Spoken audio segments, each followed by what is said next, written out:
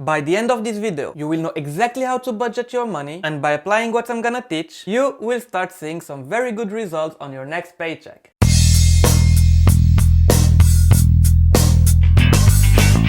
When I started my adult life, budgeting was definitely not my best quality. Although I was making quite good money, I was barely making ends meet. This led me to 2 years of financial chaos, accumulating a lot of debt and spending more than what I made. I knew that if I continued on this path, my future would definitely not look good. That's when I decided to reshuffle the deck and learn everything I could about budgeting, and was committed to not stop until I mastered this field. The results appeared after 1.5 years, when I became completely debt-free and able to save more than 50% of my income. So today it's time for me to share with you my knowledge and help you take back control of your finances and live the life you deserve. The first thing that you need to do, which is also crucial, is to change your mindset. Budgeting does not mean making sacrifices, it's actually quite the opposite. Each time you organize your finances and you save money, you are actually buying yourself the freedom to not be at the mercy of unexpected expenses, like a huge electricity bill, a car breakdown, or hospital fees, pushing you each time to use your credit card and burying you deeper into debt.